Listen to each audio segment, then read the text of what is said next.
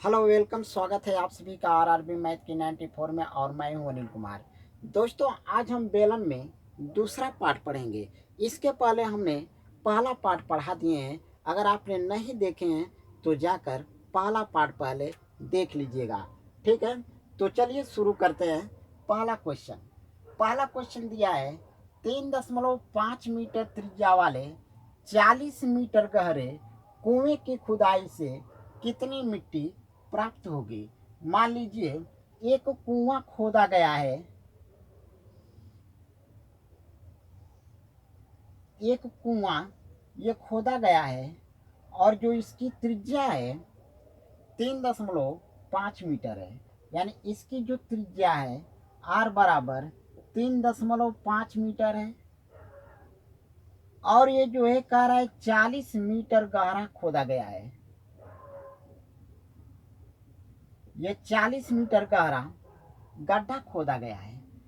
Question में कह रहा है कितनी मिट्टी प्राप्त होगी।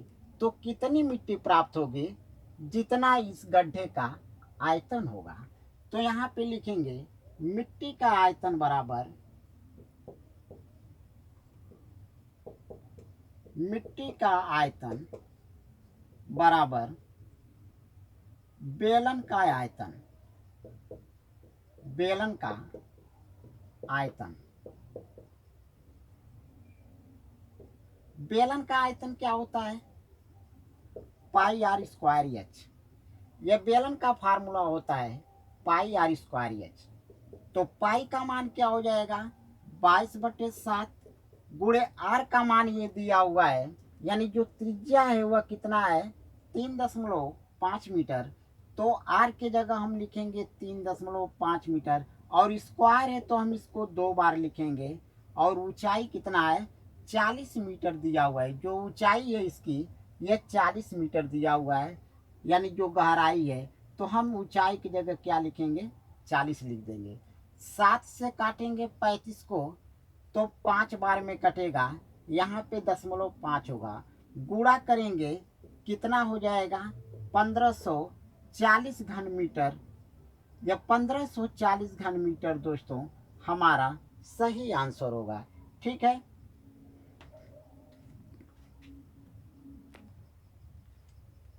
चलिए दूसरा क्वेश्चन देखते हैं। दूसरा क्वेश्चन दिया है 88 सेमी लंबे और 24 सेमी चौड़े आयताकार कागज को उसकी लंबाई में मोड़कर बेलन बनाया गया है। बेलन का आयतन और संपूर्ण पृष्ठ ज्ञात कीजिए। देखिए, मान लीजिए एक कागज है, एक आयताकार कागज है। इसकी जो लंबाई दिया हुआ है 88 सेमी है। ये 88 सेमी लंबा कागज है। और जो इसकी चौड़ाई है 24 सेमी दिया हुआ है। चौड़ाई 24 सेमी है। कह रहा है इसको जो है मोड़कर एक क्या बनाया जा रहा है? बेलन बनाया जा रहा है। यहाँ पे ऐसे पकड़ के मोड़ा गया तो ये इस प्रकार की आकृति बनेगी। इस प्रकार की आकृति बनेगी ऐसे। तो देखिए अब इसकी जो चौड़ाई क्या है, यानी जो ऊंचाई है, चौड़ाई कितना था? 24 सेमी था।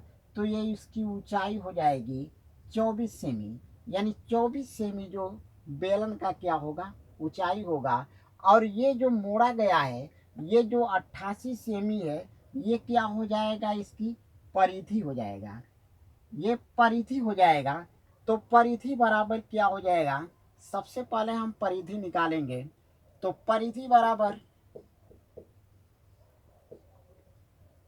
बराबर होता है 2 पाई आर। तो वह परिधि कितना दिया है? 88 दिया है। यानी यहाँ पे 88 सेमी दिया है। 88 सेमी। यहाँ पे 2 लिखेंगे।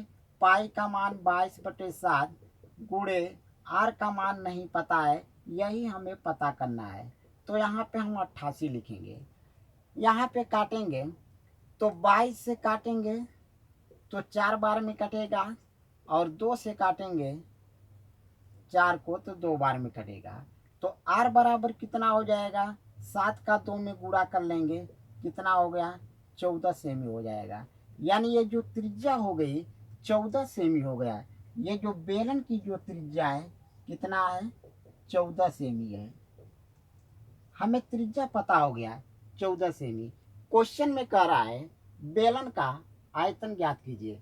बेलन का आयतन और संपूर्ण पृष्ठ दोनों ज्ञात करना है। तो ध्यान दीजिएगा, सबसे पहले हम आयतन निकालेंगे किसका, बेलन का। आयतन क्या होता है, पाई आर स्क्वायर एच होता है। यानी पाई आर स्क्वायर एच बेलन का आयतन होता है। तो पाई का मान क्या होता है, 22/7 गुणे जो त्रिज्या है 14 है, तो 14 को हम 2 बार लिख लेंगे क्योंकि यह स्क्वायर है। और ऊंचाई कितना होगा, 24 सेमी होगा। तो हम यहाँ पे 24 लिख लेंगे। 7 से काटेंगे 14 को तो 2 बार में कटेगा। और जो बच रहा है उसका हम गुणा कर लेंगे। तो गुणा करने पे कितना होगा, 14,784, यानी 14,784। यह सेमी में दिया हुआ है तो घन सेमी होगा। यानी 14,784 घन सेमी हमारा आंसर होगा। ये तो आयतन निकल गया। अब ये कह रहा है संपूर्ण पृष्ठ ज्ञात कीजिए। तो संपूर्ण पृष्ठ निकालेंगे। संपूर्ण पृष्ठ बराबर क्या होता है, 2 पाई आर और आर प्लस एच होता है। तो यहाँ पे 2 लिखेंगे। पाई का मान कितना होगा, 22/7 और आर का मान 14 दिया है। और यहाँ पे 14 लिखेंगे प्लस ऊंचाई कितना है, 24 है। तो यहाँ से 7 से काटेंगे 14 को तो 7 दूना के 14, 2 बार में काटा। अब 22 दूना के 44, 44 दूना के कितना हो गया, 88 हो गया। और 14 का 24, 14 और 24 जोड़ लेंगे यहाँ पे। तो ये 4 और 4 8 हो गया और 2 और 1 3 यानी 38 हो गया। 88 का हम 38 में गुणा करेंगे तो कितना हो जाएगा, 3344 हो जाएगा। यानी 3344 वर्ग सेमी हमारा सही आंसर होगा। ठीक है।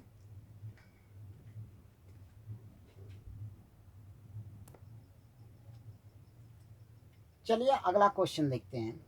दिया है 2 बेलनाकार गिलासों की त्रिज्याओं में 1:3 का अनुपात है।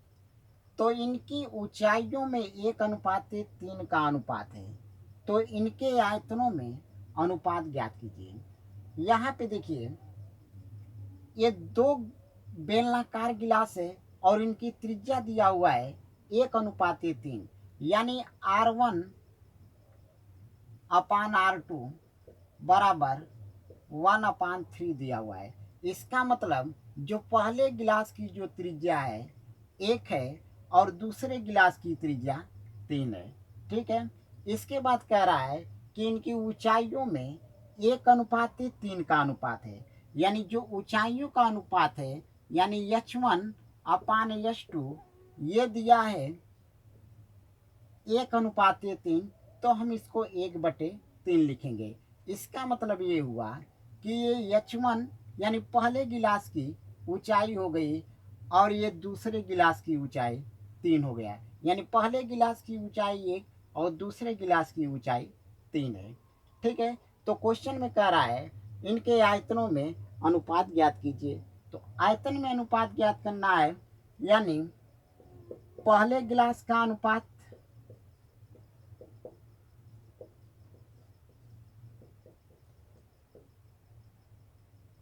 पहले गिलास का आयतन लिखेंगे बटे दूसरे गिलास का आयतन।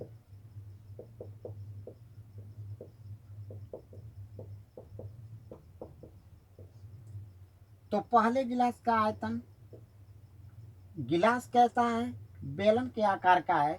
तो हम यहाँ पे बेलन के आयतन वाला फार्मूला लगाएंगे। तो बेलन का आयतन क्या होता है, पाई आर स्क्वायर एच, और यहाँ पे R1/H1 लिख दीजिएगा क्योंकि यह पहले गिलास का त्रिज्या और ऊंचाई है।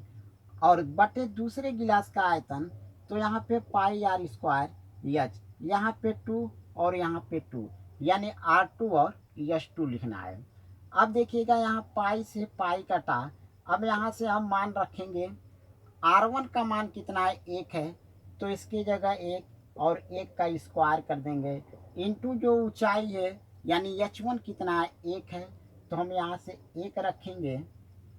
इसके बाद R2 है, तो R2 यहाँ पे 3 दिया है, तो इसके जगह 3 का स्क्वायर गुणे H2 कितना है, 3 है, तो यहाँ पे हम लिखेंगे 3।